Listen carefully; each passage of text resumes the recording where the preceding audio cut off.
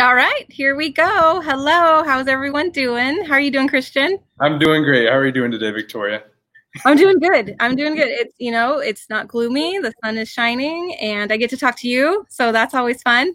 This is great. Love connecting with you. Thank you so much for making this time and for cultivating this space. I'm Yeah. so glad we have this time today, and this is going to be a lot of fun. Thanks for having me. Yes. Yes, yes. So for those of you who haven't tuned into some of these talks, my name is Victoria Torres. I work for the Samuel A. Foundation, and I'm also just focused on right now, due to COVID and the stay at home, is just talking with nonprofits on their experience in working through COVID, but more recently, a lot of the virtual events that have been going on in our sector. So I have today Christian Esteban from Hoya Scholars, who is going to talk about, we're going to just go through their virtual gala that happened a couple weeks ago, which was really successful. I attended, I was there watching. You guys did an Thank you so amazing much. job. And thought it'd be very valuable for everyone to hear from you and your team, just like how it went leading up and then the success afterwards, because I think right now a lot of nonprofits are struggling with do we even bother virtual, and if so, what does that look like? And there's such a combination of virtual events going on right now, and I thought yours was just a great one to kind of talk through, so thank you for taking the time. Yeah, I'm looking forward to it, and I'm happy to walk through what the event sort of looked like, and that there's certain things that you want to touch on. Yeah, Definitely let me know. But just that's sort great. of going back towards the beginning, obviously the last 4 months have been such a whirlwind, and that Yeah. includes for us at Hoya Scholars. To give everybody an idea, we work with low income and predominantly Latinx and immigrant communities, and we work with junior high and high school students and their families to be able to prepare them to become first generation college students. So through our junior high and high school college readiness programs, we have one-on-one academic mentoring with our students, tutoring. We take them on college visits. We have, until recently, SAT prep. There's been a lot of news in that world lately. We Yes. have a week-to-week college apps academy for our seniors. They go on student leadership retreats and community service. So it's really meant to be just an all-encompassing, holistic college prep program for those who don't have a family history of going to college and going over to pursuing higher level career paths. That being said, 4 months ago, we were excited for I think it was our 11th anniversary gala, which was going to be at the end of March at Los Coyotes. And we had been there for the last 2 to 3 years. And it's a marvelous venue, and it's always so much fun to get, 320 of your closest friends together in a room Yeah. and share passion and vision. Yeah. We were 2 weeks away from that event. And of course, COVID-19 sort of fell out of the sky. And as we all remember, quite fondly, unfortunately. And 2 weeks before the event, we decided to pull it, of course, due to health guidelines. And that was just the thing that we had to do. Yeah. We pulled the event, and we were fortunate that we had not invested as much as we could have at that point into the event. So a lot of the final preparations, a lot of the cost associated with building that event were going to happen in those final 2 weeks. Right. So we are quite fortunate that we didn't have to pull it, just a couple of days before, when we had invested a lot more. Yeah. March and April, after the cancellation of the event, was really about finding our footing as a small nonprofit. Victoria, I remember as soon as they announced the SBA PPP, I was on the Yes. phone with the SBA reps and reading Yeah. the website for details and asking them questions, and they were reading the same website trying to figure out what the details were. We're all, learning at the same time. And March and April was really all about serving our community and assessing response and what immediate need was, and then enacting some COVID-19 relief. And I can get into that later if you're interested. And March and April and up until now, we've been providing COVID-19 relief. So just a quick side note, one of our weekly pantries, we've now been able to distribute, I think, over maybe nearly 2,000 distributions of food and essential supplies to over 500 families. And that's valued at, I think, nearly $60,000 at this point, which That's awesome. is awesome for us. We're not a Second Harvest. We're not a Pathways. We're just really trying to take care of those who are in our own backyard. And it's been so fortunate to be able to do that. Yeah. And Christian, to be so everyone knows too, you primarily serve the Fullerton area, right? You have 2 locations, and the idea is this kind of everything you said, a wraparound service for the youth in these particular areas in Fullerton, right? Yes. So thanks, Victoria. So we're specifically in 2 areas in Fullerton. We're on the east side in the Garnett neighborhood, over on the border of Fullerton and Placentia, serving the Placentia Yorba Linda School District. And then we're over in central Fullerton now in the Maple neighborhood, which is where I'm broadcasting from you today, in south central Fullerton. And that's where we've been for about 3 years, and we've been in Garnett for about 11 years now. And the event was supposed to take place in February, correct? It was supposed to take place at the end of March. Oh, end of March. Okay, end of March. And so COVID had happened. So instead of trying to scramble and just keep the date and figure it out, you postponed it to a later date when you could figure out what it would look like. And just curious, even though we're kind of past this, but did the venue have any rules, or like were you able to get your deposit back? You know, what happened with the venue? Because I know some nonprofits struggled with that. That's a great question. So I'll share with you that we typically spend in the neighborhood of maybe $17,000 to $18,000 on putting on the event each year. And we really had only put in about $3,500 towards the event. So we were able to make an arrangement where we didn't have to pay into the event until much closer to the date. Got it. As soon as the event was pulled, the venue did give us options to say that we could postpone to within the calendar year without any sort of penalty or things like that. Unfortunately, they did not provide a refund on the deposit. And of course, with the restrictions that are in place, we're not going to have the opportunity to host an event there again. Of course, we would love to at some point. Yeah. And so, we tried contacting the venue actually, and they're going through a lot right now. Got it. And, okay. We don't even have so you had to weigh out that is if we choose not to reschedule with them, then we're losing that deposit essentially. Exactly. So we had to decide if we were going to pull it, then we effectively lose that deposit. And we're sort of in that rock and a hard place. And at the same time, instead of immediately modifying and pulling the event and just saying we're going to do something virtual on the same day because we were still 2 weeks out, we really just pivoted to say, okay, we have resources to get us by for a couple of months here. We really just kind of immediately pivoted to what are the needs of the community and how can we respond to them.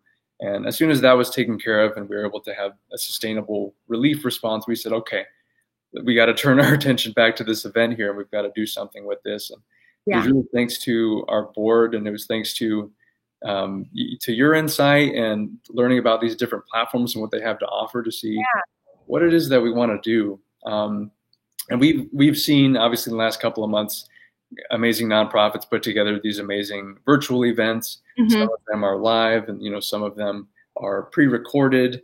And what we really wanted to do is try to capture the best of all those worlds. So even though we couldn't have a live broadcast component for this event, because we did stream on YouTube Live through Streamlabs as our third-party software, but I did consider using BeLive because it just had a great capability of this live hosting software, and to be able to mix in pre-recorded videos. The reason why we did not go with BeLive, though, in our virtual event, and it took place on June 5th, was because the video packages that we wanted to intersperse with the live portions were just too big. The files were just too big. So we just decided to just go all pre-recorded video through YouTube Live, and then we had Streamlabs, which is a gamer site that some people might be aware of. It's traditionally a game streaming site. We use that as our back-end software to host our event, essentially. Okay. So this was pre-recorded. It was all pre-recorded. It was about 30 minutes long, right? So before we get in more into the technology, tell me about the planning process. So you had time, you decided to not have it in March, and then it came in June. So 3 months of planning. What was the process behind that? Was it, the staffing, board, board input? Talk us through, okay, we're moving this online, guys. What questions needed to be discussed, and what decisions did you make of, how do we keep the elements of the in-person and feel like you're there, but obviously virtually. I'll start with that last question. One of the biggest notes that we get from past galas in person was we really want to hear from the kids. We really want to hear from their experiences. And I've been to, we've had the pleasure of going to a lot of amazing fundraisers. And I do remember, a few years ago attending some fundraisers, and I would be a part of the event, and it was really great. But then by the end of the event, I still wouldn't quite understand who it is that they serve, or I still wouldn't be able to associate a face or a name to who the nonprofit serves. And so last year we tried to push a little bit more, having our kids, having our former alums, current college students be sort of the face of what the event looked like. And so my belief going into this was, it's already an event that's going to be so far removed from people. It's going to be online. It's going to be difficult to have a wide audience. And we really need to make sure that the kids are the focus of this, so that if you tune in for 3 minutes, you'll see some of our students, and you'll immediately be able to associate Hoya Scholars with some of our students and what our mission is. And so for that specific reason, I came in at the beginning, and then I came in at the end, and I just let the staff and the students and our volunteers do the talking. And I'll talk a little bit about what the 30-minute program looks like in a second. But as far as the process, the first month was all about researching what the platform was going to be best for us to be able to put the students in the spotlight. And immediately we knew that we had to pre-record some things with them. Immediately we knew that we had to get the staff and the volunteers together, because we wanted this to be a multifaceted event. Instead of being maybe 4 speakers at 15 minutes, we wanted a tight 30 minutes. We ended up having 10 different video segments in those 30 minutes. So it moved at a clip. One of my favorite comments actually from the broadcast was, I was planning on tuning in for 10 minutes, but I stayed for 4:30. I saw that one. Yeah, I saw that comment. It's true. It was true. And so what the process looked like was, all in all, it took about 6 weeks to put together the event. 1 week was writing the event. It was all 30 minutes. Most of the 30 minutes were entirely scripted. There were 12 different speakers who filmed for 10 different video segments. So since it was a lot of weaving in and out, we had to script the entire thing from top to bottom. The second week was all filming. It was getting 12 people together on Zoom in one really fun week, and just getting all the material. So students would film, videos 1, 5, and 7 all in one day. Okay. And we would save that for editing. And then the 4 weeks was really all about editing. It took a long time to edit these videos. We really had only one staff member that was solely dedicated to editing all of these videos. Myself and another staff member, we each, I think, edited maybe one video in addition to that. But we really just had one staff member that was dedicated to the videos. So me personally, I had a heavy hand in the writing just to set the tone. I had a heavy hand in the filming, because I'm always going to get on camera with our kids to get the best out of them. And then I really just passed it over to the staff for the most part when it came to the bulky efforts of putting it together. That way I had a chance to promote in the 2 to 3 weeks leading up to the event, which is mostly what I was doing, was just promoting the event towards the end. Well, and I loved the interaction, like how many people you had on it, because what I've learned with social media and just virtual in general, if you're going to post anything to social media, the more people you have in it, touching it, the more likely they're going to share it. Like the more likely they're going to be they're going to feel a part of it and love it. And they're going to want their friends to know, or family to know, or like, look, it's not just about a one-day event going to a venue. Instantly you can share it to hundreds of people versus just the 10 people you invited that day. So that's what I've seen is, the amazing new innovative ways that we didn't even think about that's coming to us virtually. So the more students you had on there, I can imagine the more pride they felt in being a part of it. It was so much fun, and it wasn't just us. It was us talking about our programs and who we are and what we do. But the kids did they did 2 Some Good News segments. Where they were just sharing some feel good stories about the community and just finding ways to kind of weave our stories into a fun half an hour. And really, this space is so great. This virtual space. I mean, we're both sort of we're tired of it on some days. Definitely.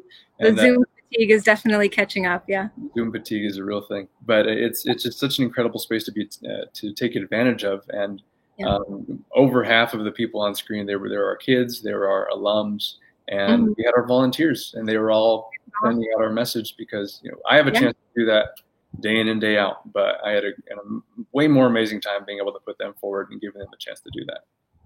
Awesome. And we'll talk about the board. I saw, because your board played a big role in it. What was their take on just this idea, this virtual gala idea? So at the end of month 1 of 3 in the planning process, I approached the board about the idea, but I didn't just approach them with the template of what it would look like. I approached them with the completed script of what the event would look like. And that was because I really felt as though our board needed a solid proof of concept. They needed to know what the content would be, what the technology would be, and what the logistics of it, and realistically what the fundraising would be.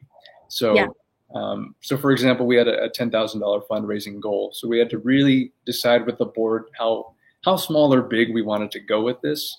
And because it was such a new type of event, we really wanted to try for something that we would probably be able to attain, and we were able to meet and surpass the $10,000 goal. And we now have, I think, 400 views of the gala on YouTube, which is amazing.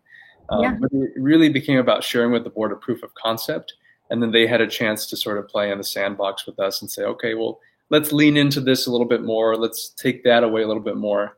Even for our board members who didn't have an exceptional understanding of what the technology would be, they still had a lot of input into what the content would be and what stories we wanted to push forward. Okay, that's great. And then, in terms of the outreach, was the board's role still pretty much the same, or did you feel like you actually needed more board buy-in and support for a virtual gala versus in person? Because it's kind of harder to talk about, I would think. You're right. It was both. So that was the reason why I provided the proof of concept for the board. It was that I really want to make sure that everybody knows how to talk about this kind of event, especially if we haven't seen it before. And what that allowed board members to say is, tune in for 30 minutes. If you just tune in for 5, you'll be able to see us honor our seniors, or our kids are doing this really adorable good news segment that you can't miss. One of our alums who is an entrepreneur is coming in to highlight our giving levels, and hey, it is a fundraiser, but he is so charismatic, you're not going to want to miss it. So I really had to lean on the board to get the word out to their communities, to their networks, but also leverage this as an opportunity to communicate this to completely new audiences and new networks. And also it was great to be able to do this so that we made sure that, the guests that our sponsors and board members had invited to our in-person event, they weren't forgotten about, they weren't left out. We wanted to make sure that with our board and with our sponsors, we got a lot of buy-in as to what this event would look like. So before we officially announced this event, we reached out to all of our sponsors to talk to them and see how they would feel about us really modifying this event, because it really was not what they intended, what their sponsorship was intended to go toward. And God bless them. Every single sponsor was right behind us, and despite the challenging circumstances. And we even had the opportunity to bring on a virtual lead sponsor. I saw that. It was a local provider, right? Internet provider? The local internet provider was Gigabit Now. And so we had the opportunity to retain, I think we had nearly 40 traditional sponsors in different levels, and all of them gave us their blessing and said, go for it. Oh, great. Add my name here, but you guys play in your sandbox. And they were all incredible to be able to keep that sponsorship going. And then in the last, I think the week before, Gigabit Now reached out to us, and they were really inspired by what they were hearing just on a ground level of what the event was going to be and how different it would be from other events. And they just wanted to jump in and say, we want to be there for you. We're an internet company. This is going to be streamed online. It's a match made in heaven. Yeah. Really and that's what I thought too when I saw them in the very beginning, when you had them posted up there and then gave them a chance to speak and do a shout out. I thought that was like the perfect match because it's online. And is that a new? So was that a new sponsor for you? That was a completely new sponsor, it was a completely new Awesome. level, and it was an exclusive slot for that company to be able to enter. But that was a completely new sponsor that we've had. And I would think, Christian, I'm glad that you shared that the conversation you had with sponsors, explaining to them that you're going to do this virtual.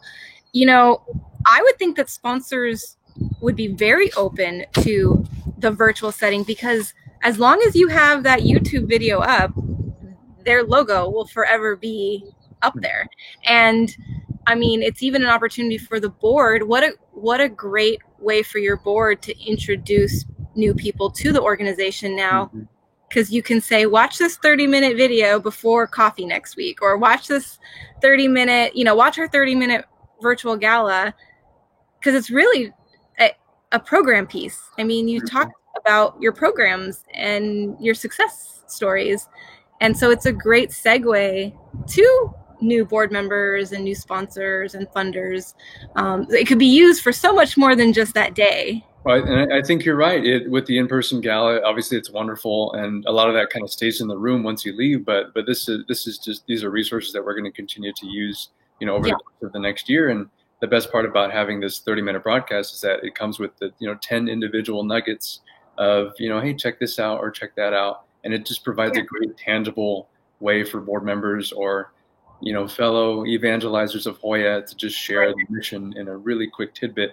The other great point is that there were things that we weren't able to include in the final broadcast that we're now working on to be able to just introduce to a YouTube, Facebook, social media audience over the course of the summer. And that includes a Q&A with our recently incoming board chairwoman, Vasquez. It includes these really wonderful long-form testimonials that we have with students and mentors and parents that are about 10 to 12 minutes that we, because of the pacing, we just couldn't include in the original broadcast. But we're so excited to be able to use these resources and just kind of build a following. And that's what we're trying to focus on this summer also, is having this be a foundation to continue to grow our online following in a world where we can't do as much in person.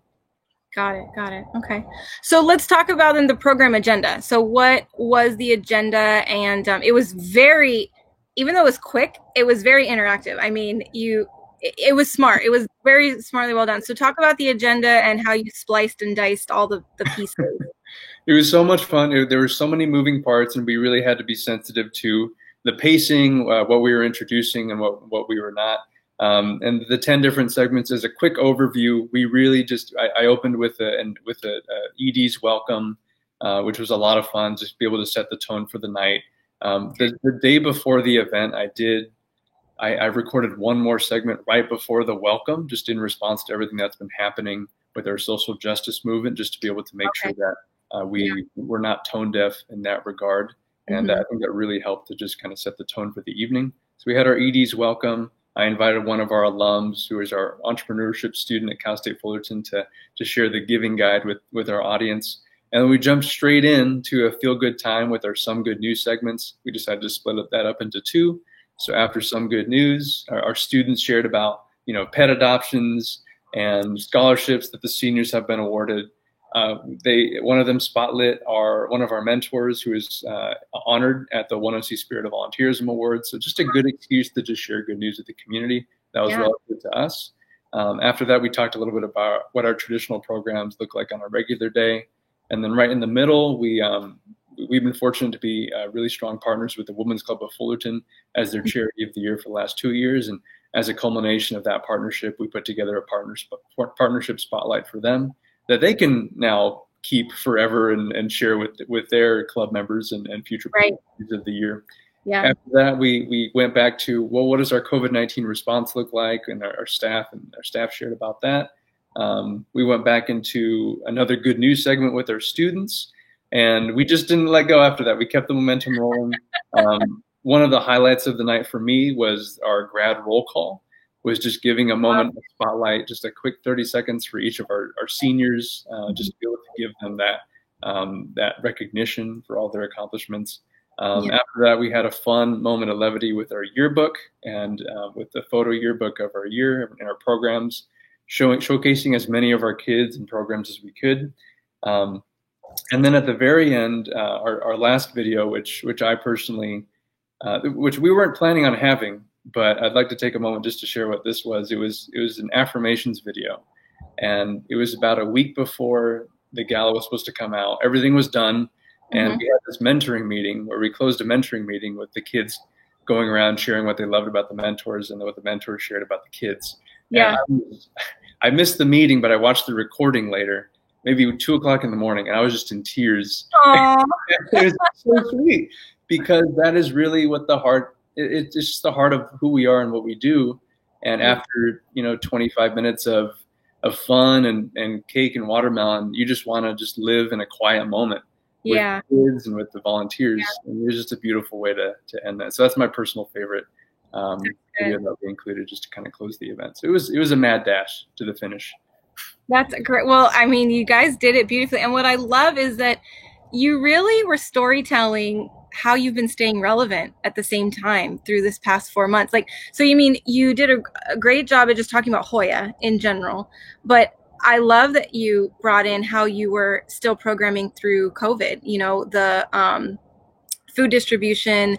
Even I think I remember saw a picture of you guys congratulating the seniors, and didn't you even hand out scholarships, at one point in the video?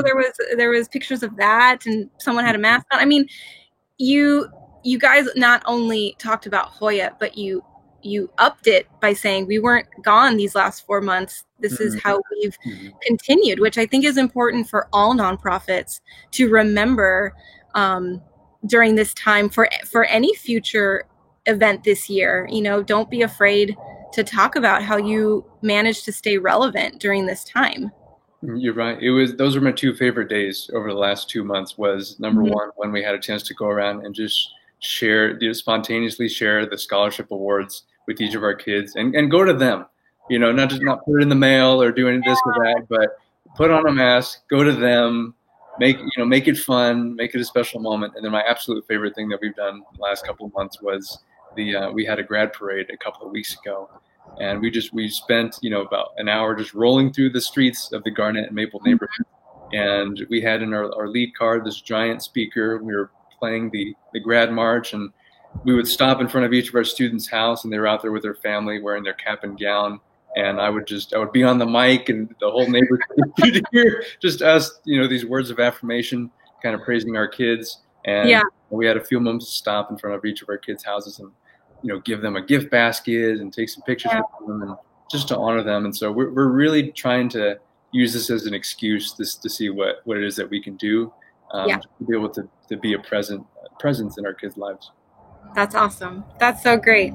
So, I mean, it was great. It was awesome stories, and even just the way you went back and forth. It had good flow. Like that one person said, I was only going to be here for 5 minutes, but I couldn't help myself. And it's like that binge watching feel of like, no, I'm already here, so let's just keep doing it. So you had multiple technologies in this, from you mentioned YouTube and YouTube Live and Streamlabs, and then you had, I think, DonorBox as the fundraising platform of it. So talk through just the technology you shared a little bit earlier, but it was YouTube Live, but you uploaded the YouTube Live, like, because it was pre-recorded. So explain all that, and then how DonorBox fit in. Right. So it was a lot of trial and error with different platforms. So, for example, we looked into BeLive, and we found out that we had a live component, but we couldn't offer a video component. And we really wanted it to be live if we could help it. But we also wanted to make sure that a lot of the content for the evening was not dependent on our ability to go live. It was already kind of in the can. We can kind of share it and be very specific with what we shared with our audience. So BeLive we ended up ruling out, but we do have an idea to return to BeLive in about 3 months' time for a possible October fundraiser telethon. We went to YouTube and quickly found out that YouTube could handle a pre-recorded video and they could broadcast it live, but they couldn't do it couldn't be hosted on YouTube Live the way that we wanted it to, because we also had the live video, but we also had the giving banner on the bottom for DonorBox. So we found that Streamlabs It could schedule when we would stream videos live on YouTube. And, Okay. and if you essentially Streamlabs is just a back-end software. It looks similar to YouTube, but just with a lot more bells and whistles. So Okay. on Streamlabs, you're able to put like a broadcast card before your event. You're able to play your video, and then you're able to put up a card after your event. And then you're also able to put up graphics on your screen throughout the event. So we used it in a very basic way, but it allowed us to use multimedia in the best way. The reason why we wanted to do this with Streamlabs also is because they do have a very, I think it's a really high value live component.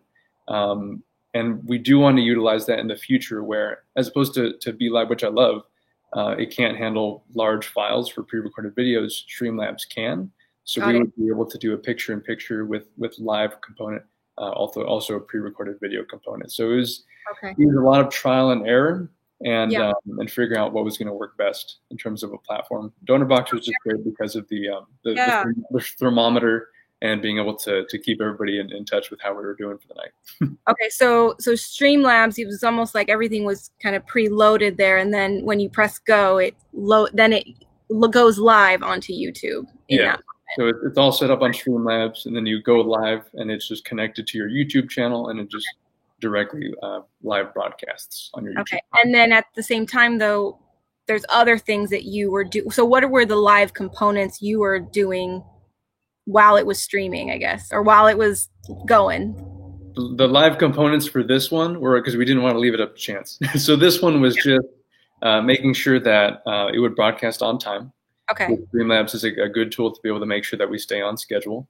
Number two is to make sure that the video was properly in frame, because on YouTube, the way that we did it, the compression just didn't work with the video size and with the audio file. So it allowed us to compress the video and the audio, and it also allowed us to share the video image with the banner that we would keep up for the duration of the event.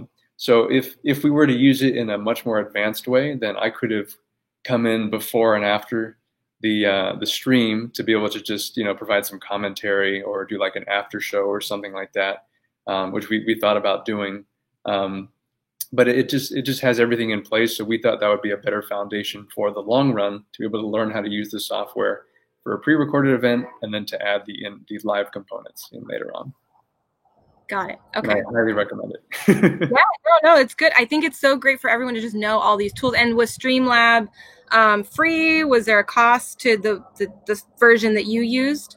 There is a free and a premium version. We did use the free version, which is great. Okay. Let me know if you can. Sorry about that. So we did use the free version, and then there is a paid version. But the way that I know about it, let me know if you can hear that ringing. The way that we knew about it is that a lot of the kids are on Twitch. A lot of them follow streamers, and so they kind of highlighted that for us. Have you ever seen videos of Gaber's live stream? They're in a corner and they're playing the game. So it's not built for this at all, but we found this just to be by far the best way for us to stream. That's great. I mean, you got to do what you got to do, leverage what you can. I think that's great. And it's great to just learn about new tools. So then talk about the fundraising side of it, the platform, the idea behind that, you didn't have a match, you just had a goal, correct? Yeah. So we just had a goal for $10,000. So in short, with everything that went into this year's event, including the pre-event sponsorships that we were able to retain because of the blessing of our sponsors, including the COVID-19 appeal that we made from pooling the in-person event, including the virtual sponsor that we brought on board, and then the giving from the night of, we've actually exceeded the revenue that we generated from last year's in-person event. So even though we didn't match the income, we exceeded the revenue because we didn't have to worry about those $17,000 worth of expenses for the in-person event. So this, all in all, what we wanted to do was have a realistic goal, but also we knew where our target ask would be without having to over ask. And we knew exactly what we needed to be able to have a successful remainder of our 2020, essentially, which is why we decided to make it, I think, a very attainable $10,000 goal. Got it. And so that was just something that people could donate to as the show was going on, correct? Because I remember I got a text message because people did register. Actually, we should mention that you did ask people for interest and register. And is that how you got people's info to then send those text messages and emails? Yeah, so we had an Eventbrite page. I think maybe 2 or 3 weeks leading up to the event. So we had a couple of hundred registers over on Eventbrite, and that captured some key information for us to reach out. We did, of course, eventually send out the link to our community at large. But what having the Eventbrite registration allowed us to do was to know how to target our promotion and who exactly was interested in attending a virtual event instead of just blindly sharing an invitation and not expecting how many people to show up. So with our promotion of the event, it was through Eventbrite. It was through making sure that by the time Thursday rolled around, the day before the event, we had all of the links that were live and ready to go. That way, all of our attendees just clicked a link and you were there. And you didn't have to worry about anything else. You had the link to watch and the link to donate. And that's all you needed to know. And we also wanted to make sure that that you had those 2 links, and I think that was about it. We wanted to make sure that that's all they had. I know it was great. It was easy. I mean, I remember getting the email, like, don't forget, tomorrow at 6 or tonight at 6. And then I think what's smart, and this has been a couple virtual events now, is getting an alert through the phone.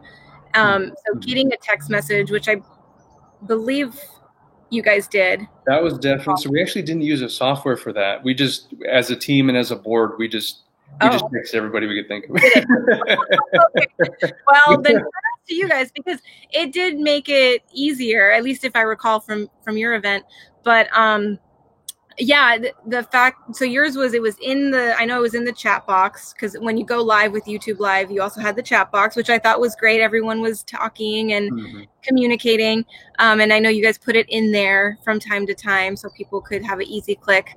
And yeah, I think everyone's at their phones nowadays, that it's so hard to get away from it when it's there. So, and it was also fun to see the thermometer of funds go up. And that is one of those in-person components that sometimes people miss with the auctioneer or whatever you're trying to do to raise that goal. I think utilizing those tools, I think it's worth the investment. So you guys use DonorBox, correct? We use DonorBox, and we loved it because of the thermometer. We use it anyway in many of our campaigns. We loved it because of the thermometer and how interactive it is. Also how user-friendly it is with being able to update those types of web pages. And in years past, we have had giving levels, but we have not, I don't think we've done our job in associating those giving levels with exactly what your gift would be going toward. So this year we specifically had 5 different giving levels, which I think far and away really encouraged giving on specific levels based on what people were really wanting to sponsor. Awesome. And we're able to share that in our broadcast, in the description of our videos, but also at the DonorBox link, we could list out all of the fields and all of the number of donors and the amount raised. Yeah.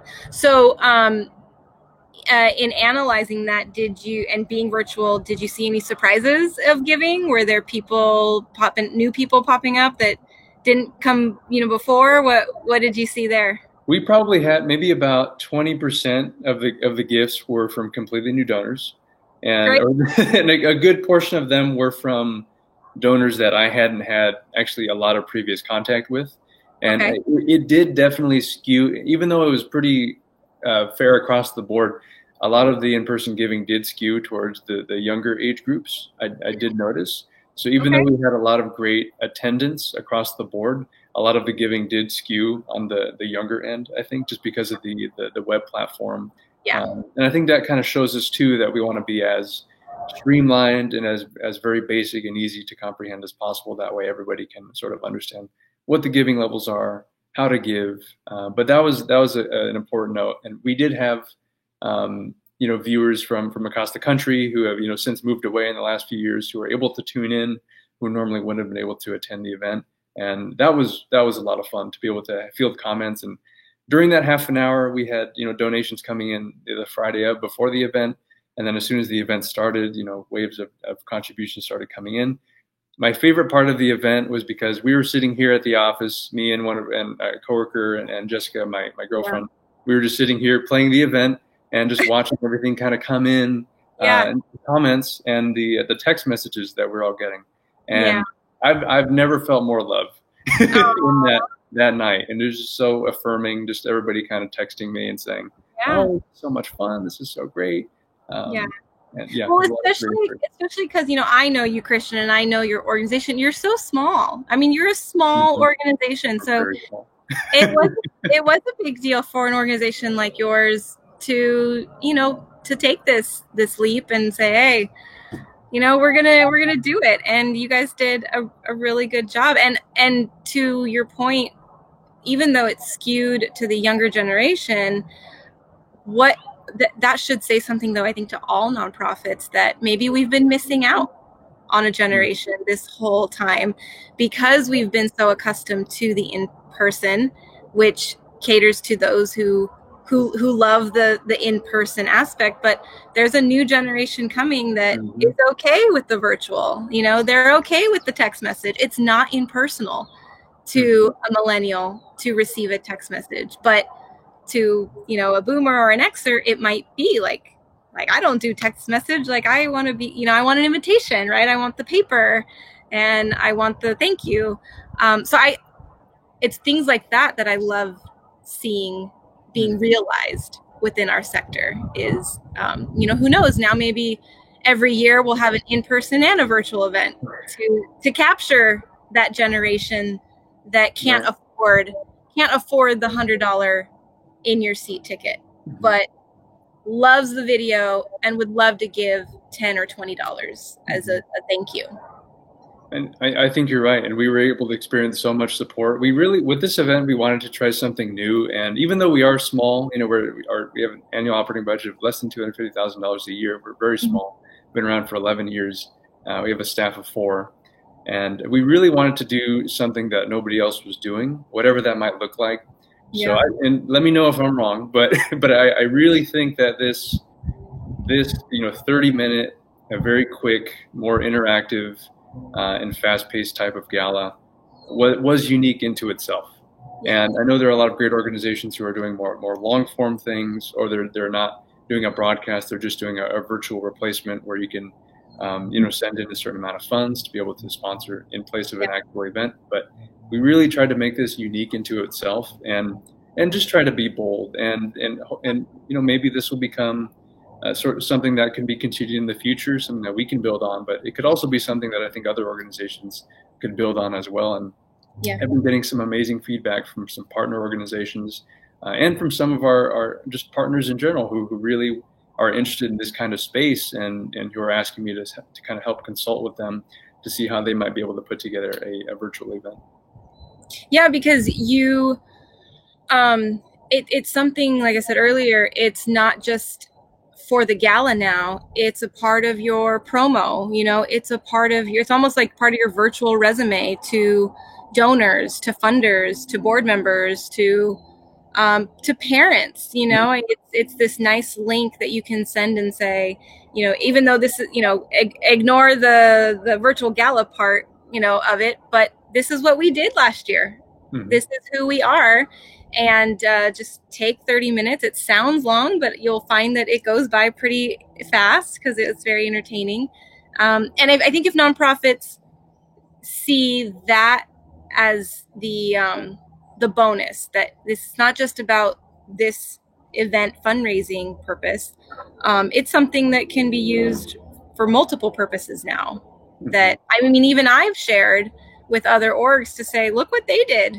And it's just a great tool now that you guys have in your pocket to share with one click. And I think what this is really what we were trying to make from this is we wanted to have some sort of an event to cap the season and in the midst of everything that's going on. But we also wanted to try to use this as a pilot for whatever we wanted to try to do moving forward. So we do have ideas for more long-term or long-form types of fundraisers, ideas for fundraisers on various platforms, ideas for, you know, smaller and different in-person events, or being able to do a small and different in-person event and be able to broadcast it to some sort of a hybrid.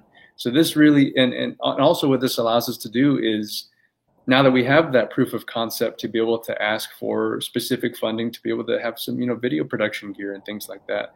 Yeah. Some of the things that we've been talking a lot about in the last couple of months, especially in light of everything that's going on, is Hoya Scholar's place in the scheme of storytelling and knowing how to broadcast those things, especially when we're talking about things such as social justice issues that impact our communities and our neighboring communities so close to home, is that we have an opportunity through the online space to really take advantage of these storytelling tools. And if we're able to prove that we can do this in 30 minutes with webcams and laptop cameras, and it's Yeah. not pretty, but if we have the bones of what we know what to do, then we can share that with some of our community partners and be able to really get some technology behind this so that we can push this forward even more. That's great. Yeah. And I was going to ask you about, the follow up and the debriefing of all this. I mean, it's got to open up conversations with your board and new budgeting and new technology. Because it's sad to say that in nonprofit, sometimes we have to be successful to prove what we need to be better at it. And you guys did it on limited budget and means, but it just goes to show you what could you have done with more sophisticated technology or other tools. So what other positives have come out of through the follow up and debriefing of the of this experience? A huge positive has been, I think, a proof of concept with our board and with our leadership, and showing that we didn't spend any money on that. We definitely spent a lot of time, on a lot of time and resources, but we didn't spend a nickel from start to beginning on actually facilitating this event. And as our team is looking for smaller, team member led fundraising campaigns that are going to be more personal, they're going to take up less resources. This was really another step in that direction to be able to show our board, okay, we can do something like this. We can rely on something that is a very minimal to no cost and is just person focused. And if we frame it in the right way, then that is exactly what it is that we can do. We don't need to rely on those in-person galas like we used to. We don't need to rely on other forms of fundraising like we used to. And so it's helped to spark a conversation of new and innovative, smaller board member and team member led fundraising campaigns. Yeah, and I bet it impresses upon them those the importance of like those giving days and the peer-to-peer. Like this almost was for you kind of a giving day, but with no match. But if you did choose to do a giving day in the future, whether it's through the impact areas or just on Giving Tuesday, I mean, this is one of those great videos to share on that day and to help your peer-to-peer fundraisers in evoking more funds, because that peer-to-peer is so important on those days. But yes, storytelling is huge in that process. And we would love to continue to live in that space. There are so many ways, and really what we wanted to do with this event and moving forward is just finding ways to accurately honor the experiences of our kids and our families, and to be able to do that properly and with good cultural stewardship, I think, of their experiences above all else. And so we are so excited and to wear those sort of those journalistic, those long form narrative and social justice caps, which are kind of more caps that we've been trying to put on to be able to uncover and share stories in the best way possible. That's great. Well, Christian, this was so wonderful. I'm so glad that you took the time to share with me, and I'm going to share this in other areas because I know there's so many nonprofits that are just curious, what to do, how to do it, and just the fact that you said not a nickel was spent, but people's time was.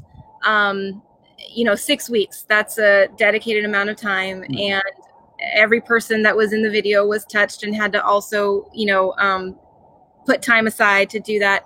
But the power that can do monetarily, because you essentially saved by not having to do it in person, I hope is what people see, that it takes so much more than just the ED and the event staff to put on a great event in general, but more so virtually, because you've got to evoke a lot more people and their time.